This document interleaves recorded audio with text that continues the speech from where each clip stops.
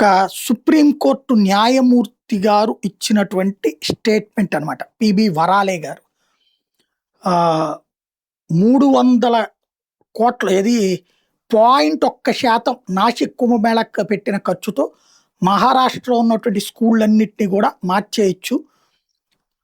Hindu religious expenditure అనేటటువంటిది ఎడ్యుకేషన్కి పెట్టుంటే కరెక్ట్గా ఉండేది. ఇది ఆయన తీసుకొచ్చినటువంటి కాన్సెప్ట్. మేబీ ఆయన హిందుత్వ వ్యతిరేకి ఇట్లాంటివి అనను కానీ ఓ పెద్దరికంగా చెప్పుకొచ్చారు, కరెక్ట్.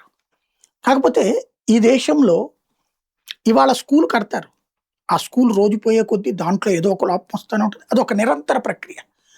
స్కూళ్ళల్లో కూర్చోవడానికి లేనటువంటి స్కూళ్ళు దేశం మొత్తం మీద ఒక 5% ఉండొచ్చు. ఏదో ఒక సమస్య ఉన్న స్కూళ్ళు ఉండొచ్చు. ప్రైవేటు స్కూళ్ళల్లో కూడా అట్లాగే సమస్యలు ఉంటాయి. నెంబర్ 1.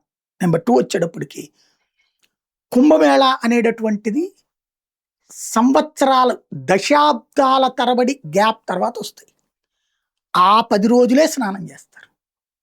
కానీ కొన్ని కోట్ల మంది వాళ్ళ సెంటిమెంట్ని క్లియర్ చేసుకుంటారు.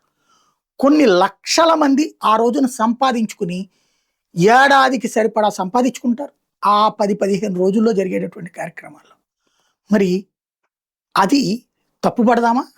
వ్యవస్థను తప్పుపడదాం, లేదా మీరెవ్వరు అసలు కుంభమేళాలో స్నానాలు చేయబోకుండా తప్పని నిషేధిద్దామా? ఇదే మన న్యాయ వ్యవస్థ ఆలోచన ధోరణి.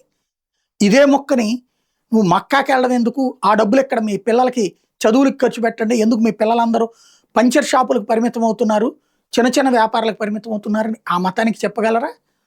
లేదా పేదరికంలో కూలి పనులకు వెళ్తా, లేదంటే వంట మనిషిగానో అంట్లు తోముతానో ఉంటూ నువ్వు వెళ్ళి దశమ భాగం అని చెప్పేసి ఫాదర్కి ఎందుకు ఇవ్వడం, ఆ డబ్బులతో నీ బిడ్డల్ని పోషించుకో అని చెప్పగలరా? అక్కడ లేదు.